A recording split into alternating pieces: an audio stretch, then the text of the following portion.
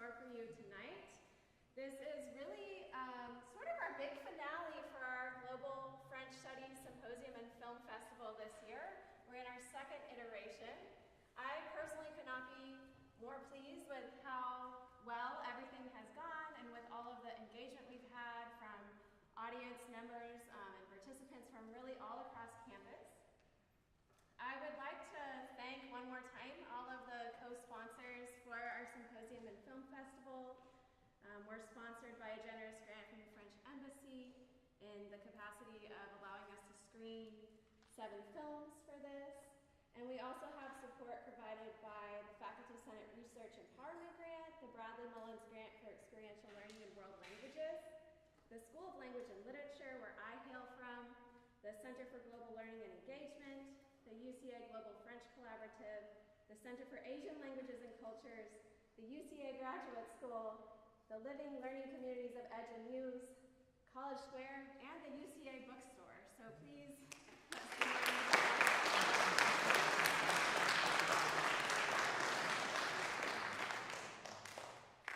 so we're about to screen for you the first known science fiction film in cinematic history.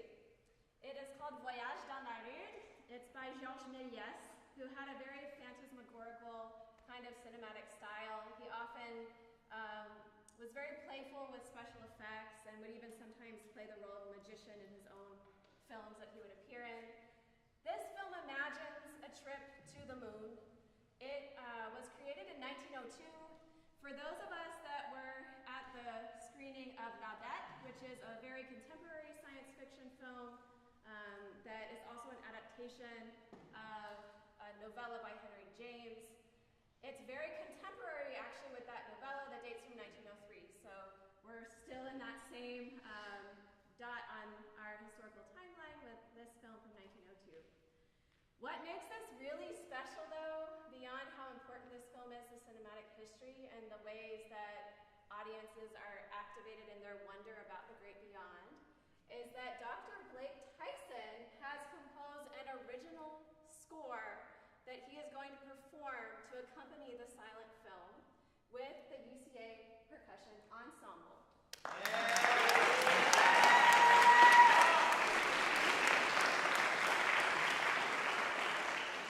So thank you, Dr. Tyson and UCA Percussion Ensemble, for sharing your incredible creativity with us. And I'm going to let you describe a little bit about what a percussion ensemble is for those in the audience that might not know. Great. Thank you. Hi, I'm Blake Tyson. Thanks for being here tonight. So almost 2 years ago, we had an eclipse, right? And our associate dean, Gail Seymour, asked me if I would be interested in, for the eclipse celebration, writing a soundtrack to this old silent film. I said, of course. And so we put it together and premiered it back just a couple of days before the eclipse. And when I heard there was a French film festival, I mentioned that maybe we could do it again, and so here we are. The film is about 14 or 15 minutes long, not too long. And I just wanted to tell you, if you see it for the first time, how many people have seen it before? Right. If you see it for the first time, it may be a little confusing, but it starts off, this society of astronomers and scientists are called together.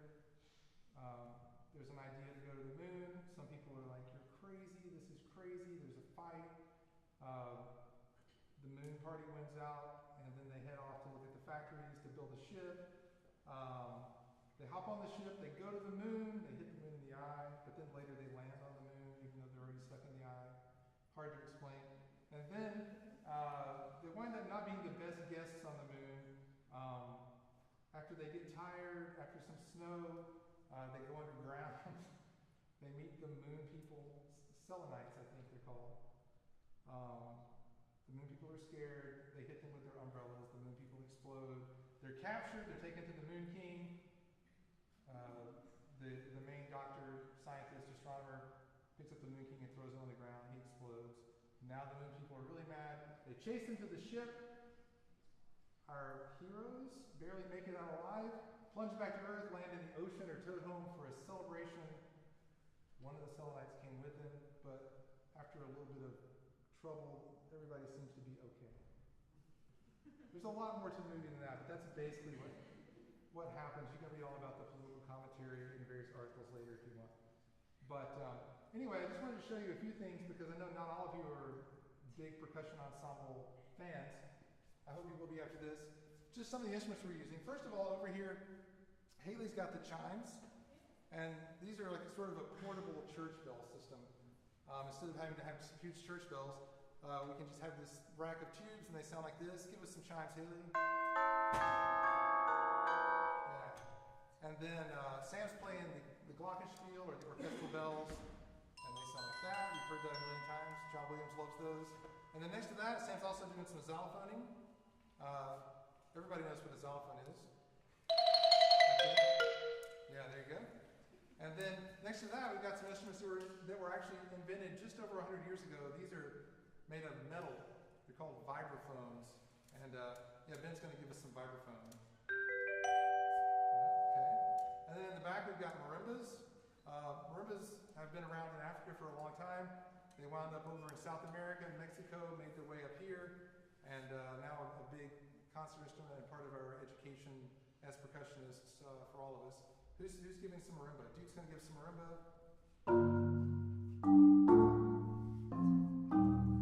Yeah, and those are made out of rosewood. And then Owen's got the timpani back here. Owen, give us some kettle drums, if you will. Yeah, scary. And then Jacob's back here with the bass drum. You probably all heard a bass drum before, but we'll hit it anyway.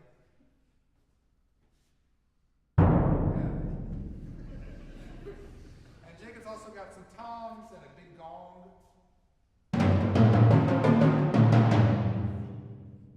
Gong. And then Alex is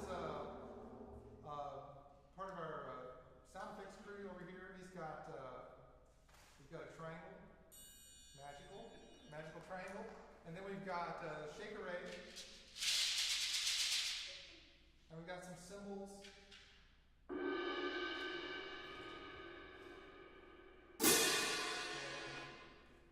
And I think that's everything back here.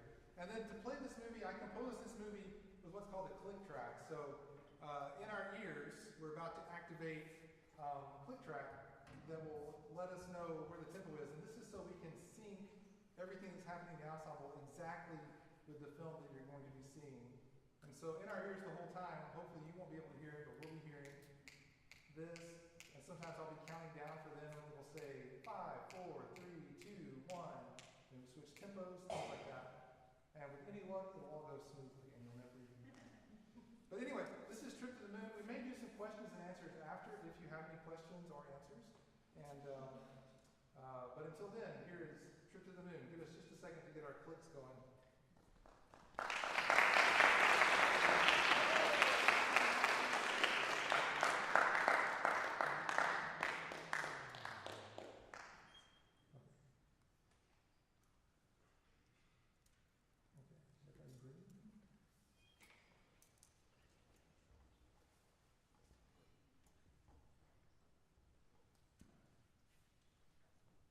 Is everybody solid? Solid?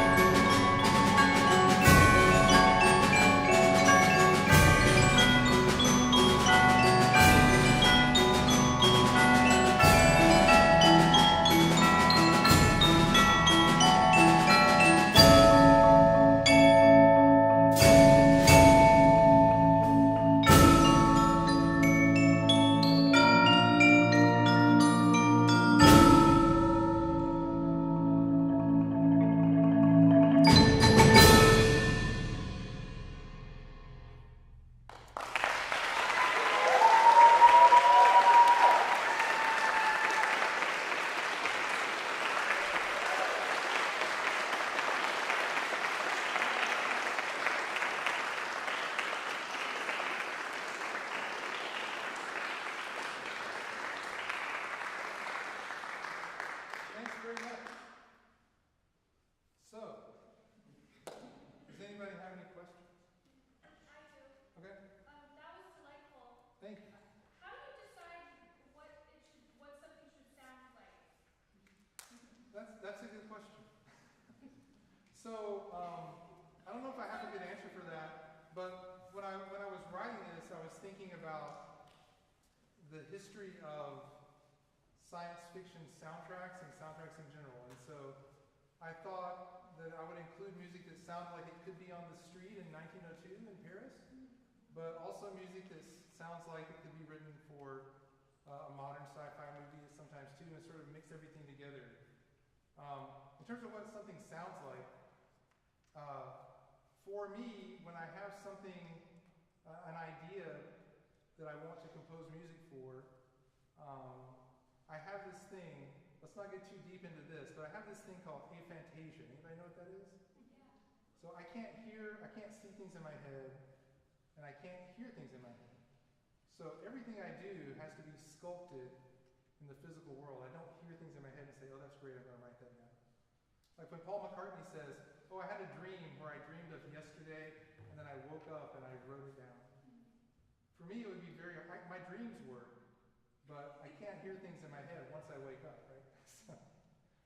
So I really sort of sculpt what I feel inside, like in the outside world, using keyboards or computer programs, things like that.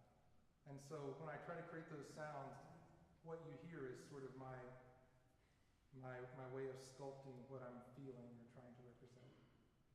That make sense? Yes. Yeah. That's fascinating. What else? Anything? Nothing. Okay. How long did it take for you to write that piece? That's a good question. So Gail Seymour asked me if I would write this piece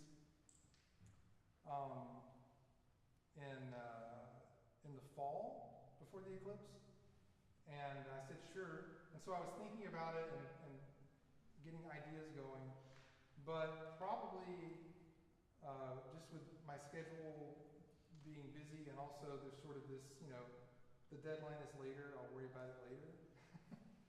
I probably wrote the piece. It took me, it didn't take me a solid month of work, but on and off for about a month, probably I wrote the piece. And then we had a couple of weeks of rehearsal before the eclipse performance. And so once I go into rehearsal with the ensemble, I may hear something that I wrote. It's like, oh no, that's terrible. So I can rewrite it. And then the other thing, of course, is with a movie is that you have to, you don't have to.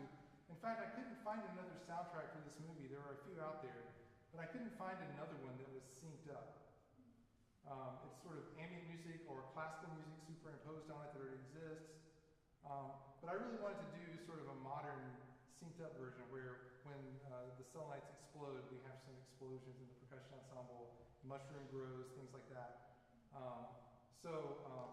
I bought all these inner monitors so that a lot of the members of the ensemble could have the click and I could have the click too, so we could really make sure everything's steady. And then worked on that, lined it up. We were just lining up some things tonight at the last minute that weren't quite lined up. We had to renotate some things. I'm not sure why we didn't do it sooner, but anyway.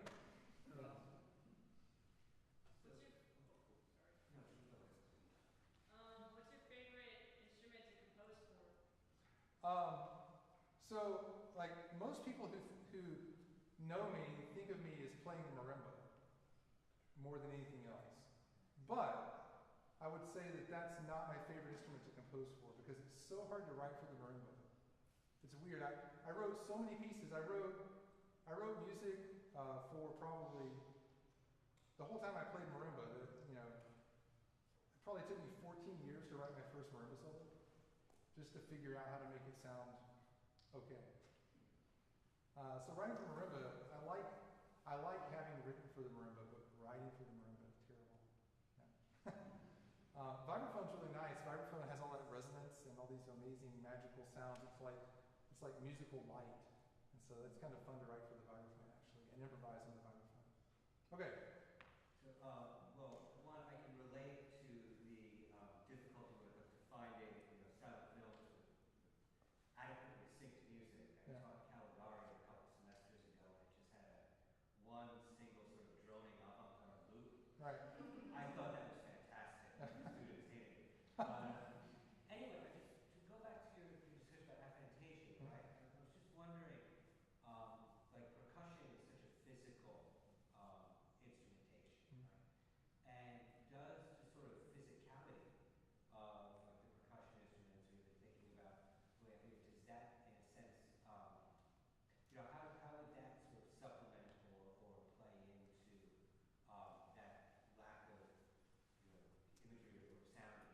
yeah, maybe some, because so most people that have aphantasia don't know they have it.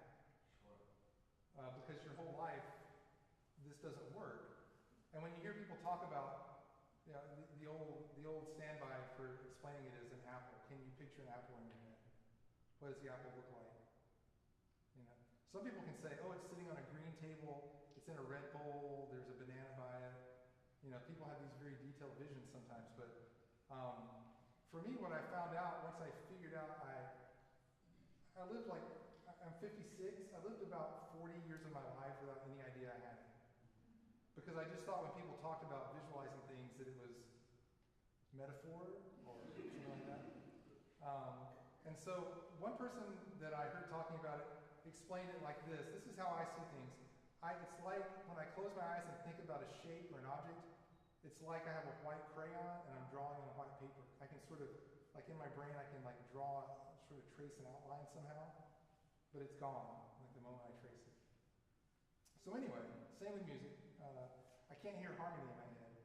And what I figured out was that when I was doing music and writing it and doing classwork like harmonic dictation and music theory when I was an undergrad, I would have like a stream of air running through my throat that created just enough sound so I could like create a little cheat there. Also, all these different tensions in my face, it turns out. Like one of my other shortcuts that I developed because I couldn't do what I thought everybody else couldn't do either. I have these different tension points in my face, and so when I think about singing, there's different tension in my neck and my forehead when I sing one note versus the other note, And so I can kind of remember things like that. It's very strange. It's weird that I think everybody feels that way. It's weird I didn't know it sooner. And once I figured it out, I was like, oh, that's why nothing that people tell me makes any sense when it comes to like, oh, you can learn something like this, but I can't. And my wife apologized. She said, I'm so sorry. I always thought you were so frustrating because you could never find your way, you could never visualize a map. She's like, just visualize the map. Why do you get lost all the time? But anyway, I can't visualize the map. Does anybody have any questions for the students? They're just standing back here waiting to go home. So, There's one back there. Yeah. How long do you guys practice? I have my roommate. She plays the tuba, and I barely see her because she's always practicing. Mm-hmm. So, I don't know how many classes you have. Probably like 20. But how long do you practice for this in particular? So for this piece in particular, what do we do? Like maybe 5 rehearsals? Yeah. Five 50-minute rehearsals. Yeah, so we did 5 15-minute rehearsals for this piece to get ready for it this time. But they also have a play-along track, so they can play along with the click and the movie anytime they want in the practice room. Yeah, so they also spend, how much time did you spend on this? Like Eric, how much time did you spend learning this piece? Probably about 30 to 45 minutes a week. 30 to 45 minutes a week for like the past 3 weeks? Yeah. So, yeah, like that 45 minutes of practice plus the 50-minute rehearsals. But then, of course, Eric practices other things too. The reason he can learn the music so fast is because they all practice their scales and all the other music they're playing. And so, when you're in a situation like this, it's always a question of, do we have time to do this? And the answer is,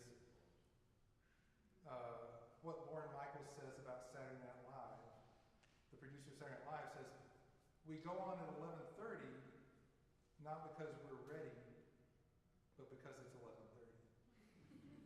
And that's sort of where we always are in music. It's like, how ready can we get by the time it's 11:30? And sometimes that means staying up really late at night or coming in early. But yeah, I think all these, our practice rooms are right down the hall, and if you walk by there, you'll hear lots of snare drums and marimbas and tambourines popping out all the time. Yeah. What else? Top right? Top right. Okay, here. I was going to ask if there was a favorite moment that you all enjoyed playing more than others in the film. Haley, take it. I like the beginning because that was so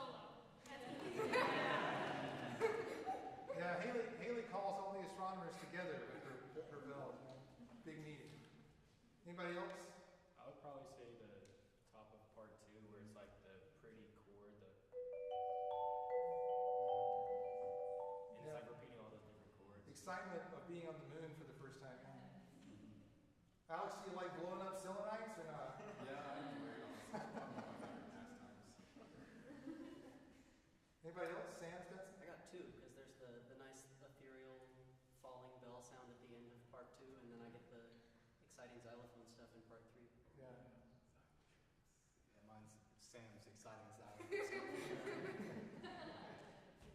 Not everybody gets an exciting xylophone solo, but that's okay. Right here. I wanted to know how long it takes to develop the muscle movement it takes to, like, flip the mallets and whatnot and have them in a certain hand gesture and whatnot. So how many of you started when you were, like, typical thing is 6th grade band, but how many people started in 6th grade or earlier with the percussion?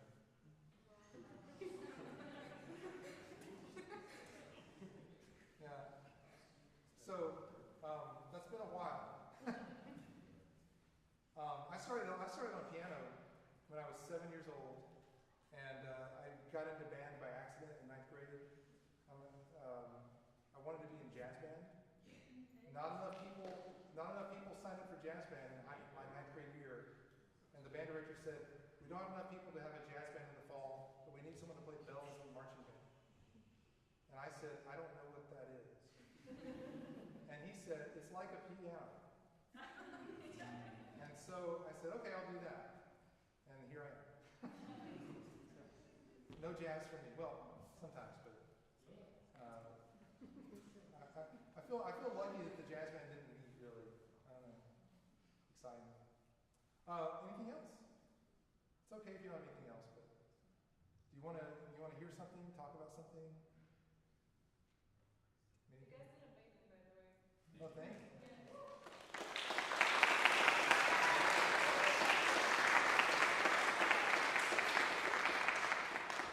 I don't want to make any promises, but we were just talking backstage about the fact that he has another film. Is it called The Impossible Voyage? Is it called Impossible something? Anyway, it's a trip to the sun that was made a couple years later. And I thought maybe I should try to write a soundtrack for a trip to the sun for next year, but we'll see. Maybe it could take 2 years. I don't know. Of course, if there's a deadline, if it's 11:30, maybe I'll do my own.